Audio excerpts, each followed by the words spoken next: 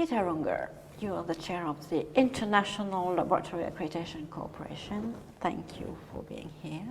Thomas Vaklan, you are the chair of EA, the European Corporation for Accreditation. Thank you and good afternoon. And Randy Togotti, you are the chair of IAF, the International Accreditation Forum. If we consider that the development of accreditation as a key support to fair trade and reliable trade internationally, if the scale is, let's say, 1 to 10, if we start when EA started as a legal entity, and that's what we are celebrating today, in 20,000, we were probably in the development at what, 2 or 3 out of 10?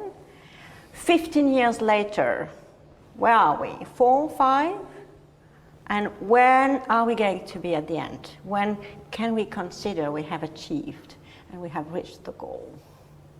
Randy, where do you think we are today?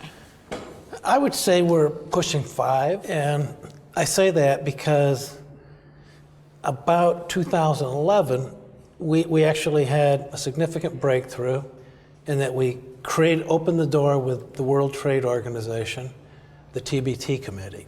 Peter and I spoke at one of their meetings, and our relationship with the TBT committee has deepened since to where IAF and ILAC are now commonly invited to report to them each year. So I think we made a significant step forward in at least letting trade officials know about what it is we do and who we are. Peter, what do you think?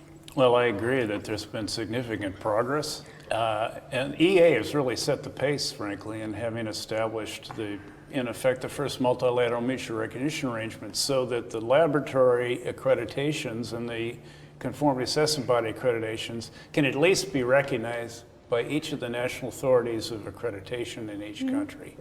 That's important because if we can't recognize each other, then how can we expect regulators and trade officials to recognize us? So we have set the groundwork to do that, and EA led the effort to do that. EA also led the effort to write this international standards and the requirements for peer evaluation process. Jos Lefrink, I believe, was a leader in EA at the time, and he's the one that really developed the peer evaluation procedures that ILAC and IAF are currently in effect following. So I think we're at least halfway there, but there are significant steps, I think, to get the rest of the community to recognize accreditations and recognize the MLAs that we have established globally. So where should the efforts be put? Thomas, what do you think? Actually, I think first that I support my chairs of IAF and ILAC that we are in a good way, that we have achieved a lot, and that there are some tools already being there, looking at the WTO connections, but as well look at government-to-government agreements, which are in negotiations, especially those between Europe and Canada, between Europe and the US. And there, accreditation plays a real role, and that is what we should support, that regulators can accept accreditation as a tool to accept conformity assessment results. And that is fixed in a legal environment as well, so that government trust and are obliged to trust, and if something seems to go wrong, that they have to first get positively to an accredited result and then to ask, is there something not in the right way done, and get back to the accreditation, which should be seen as the competent organizations in conformity assessment and accreditation to support trade. And so I think these negotiations are one other main tool to be part of and to get success for accreditation. How do we deal with the emerging regions, and what is accreditation doing there? I would like to note the fact that EA has provided a lot of expertise to help the developing world. Folks that have worked within the EA system have helped to develop the other regions, and really that's fundamental to get global agreements in trade, if certain regions of the country are not recognized, they will resist global agreements on accreditation. It's my view that that's important, that we develop or we get internationally recognized, the AFRAC, IRAC, and any other regional MLA to get internationally recognized so that we can go to the WTO, we can go to the various trade officials, negotiating agreements. We have full global coverage, and we're not going to be disadvantaging any developing country when they have an internationally recognized accreditation framework to work under. And that's accredited once, accepted everywhere is the ILAC vision, and I think I'd like all the regions to support that and to help get through to the TBT agreement the recognition of this global accreditation infrastructure. Randy, any view? It's also been in the ongoing strategic plans and operations of IAF and ILAC to support the formation of ABs in other countries. So in addition to the technical support, there's also the financial support that IAF and ILAC provide for individuals from those other regions to come to IAF and ILAC, see what's going on, learn, and go back and hopefully implement something. Well, we have the same in Europe with the neighborhood. Yes, of course, we have near in the eastern part or in the neighborhood area in the north of Africa, EA is doing something in the defined neighborhood policy area. But as well, we have to look at ILAC and IAF, who provide the playing field to go ahead. And I want to say that it's surprising that the developing or emerging regions are really active in ILAC and IAF, and that a lot of experts going to help. And of course, these experts come from the developed regions, and one of that is EA. It's not just EA, everybody is contributing. And I'm very optimistic that the emerging regions will be able to catch up. So, and because they are interested and invest efforts in it. So I think it's something which help developing to get to more than 50 and even to go possibly to 80, to have the whole community on board, to be able to say we are representing the world. Are those regions expressing specific needs towards ILAC or IF in terms of support or, I don't know, technical assistance or training or? Not that much. They're inviting IAF and ILAC and other regions to their events to share information, but also to show us what they're accomplishing on their own. And some of the new developing regions are moving much faster to joining the arrangements than That's my EA did originally, PAC and IAC. IRAC is only a couple of years old, and it's very close to being able to sign the arrangement. So the interaction between the existing regions and IF and ILAC with the developing regions is showing that this can be put together much faster. Actually, there is one better starting point to be faster as they are, because they are, or at least some of the accreditation bodies of the new regions are members of other regions which are already established. They are peer evaluated already. They even provide peer evaluators, like Tunisia, for example. So using that experience, it's easier to establish the own body, the own regional body and the peer evaluation system. So they could rely on their own experience they had with other regions. And so the other regions are promoting that. And so that is one reasoning that they could be faster, and they should be faster, because we should catch up on one level so that we really reasonably can say, okay, conformity assessment body under the IRAC MLA is on the same level as EA or PAC or APLAC or whatever. And I think I'm very optimistic that that will work. I agree. What are our strengths in Europe that can help, really, that can be helpful and useful for them? In addition to our experience, our competence, and is regulation 765, for instance, something that could be transferred? Actually, we have a special development in EA that we convinced, obviously, the regulators in the years 2004 to 2008 that accreditation, and especially EA, is a good tool to make sure that conformity assessment bodies are competent. And so they designed a legal framework which includes accreditation, as accreditation being a public authority activity, and rely on that. Actually, I don't think that it will be a worldwide solution to go that far, but actually to show up and convince regulators that the accreditation as it is designed now is something the regulators could rely on, so that this responsibility could be shifted towards the accreditation bodies.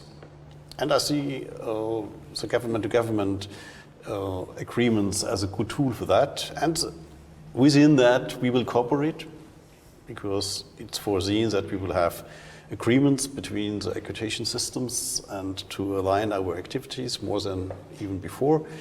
And I think that will be a tool to get the regulators on board as well, and the market will come in line with that, and that will hopefully get into the next step of the success story of the development of accreditation. Don't you dream of having a regulation 765 in other economies just to regulate that?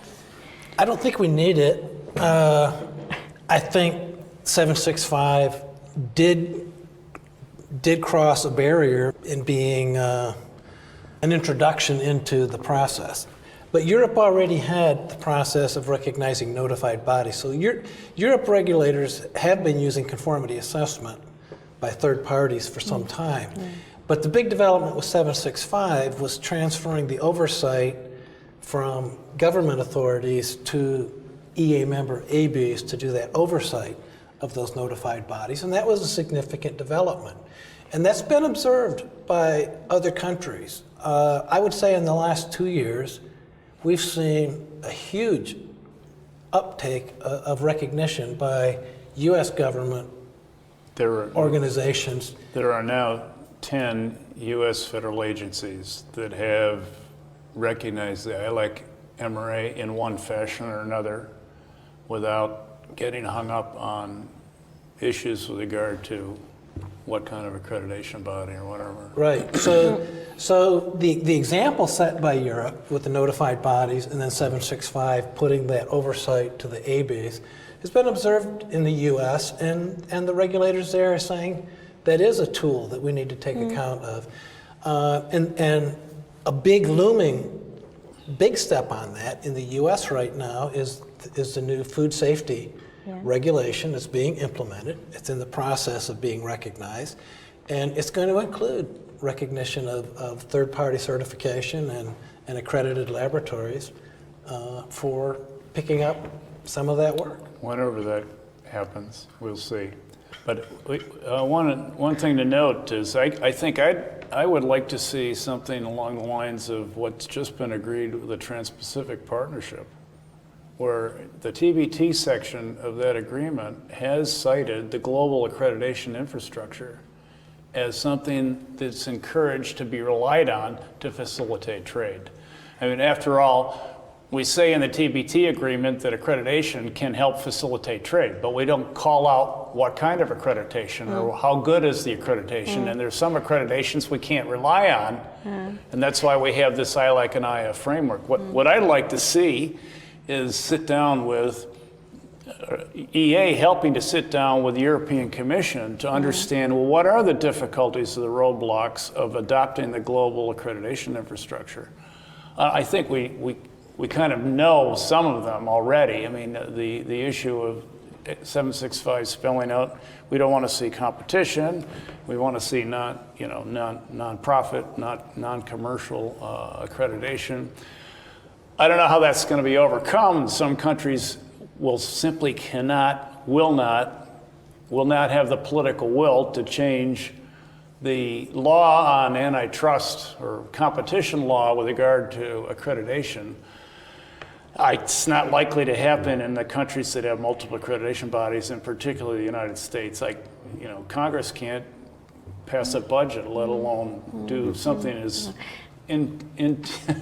insignificant from their point of view as accreditation. Actually, I think our idea to have a worldwide web of accreditation bodies where via the multilateral agreements we trust on each other and we let the results being done under accreditation accepted everywhere. That is something which pushes in the direction of have no competition anymore, because there is already an accreditation body and we say that this accreditation body is as good as ourselves. So there is not a need for real competition. There might be substitutions because the competence needed is not fully there or some things, or the resources are not good enough so that it's too long so somebody else gets in. But real competition in the sense of the normal market, I think it's already not anymore there, because you will not have a multilateral agreement where one auto maker says this car is as good as mine. So we do competition on a completely different level. I like to say in many areas we really don't have cutthroat competition. We cooperate among ourselves in the United States and other countries, maybe not all countries, but anyway, it's co-opetition is what we'd like to use. Good. There's such a word as co-opetition. Interesting. We do cooperate. Obviously, we cooperate to come up with a uniform position on votes in ILAC.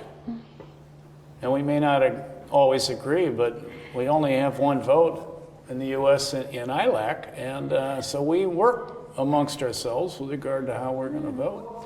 Competition is not all bad. There are many good aspects to competition, but I like to say that competition, there's a good, a bad, and ugly to competition. But in the accreditation arena, I think the fear would be that a cab would select a low-cost provider, or if they're not accepted by this AB, they would go and find another AB. And we've got structures within IAF and ILAC that share information among ABs, and we don't allow that to really be the driving force. Oh, it's an anniversary, so I would like to ask you whether you would share with us some nice memories of EA. I think the memories that I have of EA are the people that I've worked with from EA. That's nice. Number one, Thomas, as past chair of IAF and a close colleague for a number of years, but Daniel Pierre, Emmanuel Riva, the new vice chair of IAF, Mary Malmquist, the current vice chair of ILAC, and the list of individuals within EA member ABs that we've worked with is the people. tremendous. Leopoldo, Ignacio. I could go on and on, I guess, but we've always been able to communicate. We don't always agree, we don't always see things the same way, but we're always open to talking about it and sorting out solutions. It's just not for entertainment, though. It's for learning experience, Absolutely. learning from each other, learning about different perspectives. And it's for fantastic. real. Absolutely, I do Absolutely. agree. You get ideas. I had the privilege of representing APLAC for several years to come to the EA General Assembly meetings, even before EA existed. I came to several meetings, and some of the stalwarts of EA, go back, Monica Volka, she and I worked together to develop the peer evaluation procedures for a long time. Before that, Jos Lefrink, as I mentioned earlier, did a lot of work on development of ILAC itself, from a conference to a cooperation, plus writing the rules for the ILAC peer evaluation procedures and how to evaluate regions. He's the one that established those rules, at least initially. And of course, the people that currently exist, Tomas and yourself, we've worked for a long time together, and it's been great. Actually, when I think about what is a positive experience, and so I'm fully what Randy just said, it's the experience with the colleagues. to work together, not only to work, to have fun together as well. But the most amazing for me is that we have persons from around the world with different cultures. We speak all English, kind of English. But actually we were able to understand each other. Yeah. And we find solutions, not always 100% consensus, but we find solutions which will then be executed worldwide. What would you wish EA for its 50th anniversary? Continued success. I know EA is still working through how to fully implement 765 and all of those, but successfully having accomplished that, continue to provide leadership to the international community. EA has always been very good at developing and achieving some harmonization within itself, and then sharing those documents with IAF and ILAC and having that become the basis for the same harmonized approach at the global level. So I'd like to see that continue. Thank you. Yeah, we've always appreciated that EA has taken the lead on several technical issues that should be adopted globally. And you've always provided reports on what you're doing regionally that should be considered to be adopted globally. And appreciate EA's sharing of the intellectual property, if you will, and the issues and the experience that you have that you're addressing in developing guidance documents or whatever, that you bring it to the international table. What do you wish for your baby EA? It's main issue what you both said, that we should go ahead and strive for to be successful inside the region, doing harmonization, carry out a fair and rigorous peer evaluation system. I hope that we will go ahead and be able to say we will have EA harmonized in a way after looking at it after 5 years, how far it is needed, and being able to contribute with these basis for harmonization towards the world accreditation system as well, because that needs to be as harmonized as needed so that we could accept each other and that our results of our accredited bodies are accepted, because that is the main issue at the end.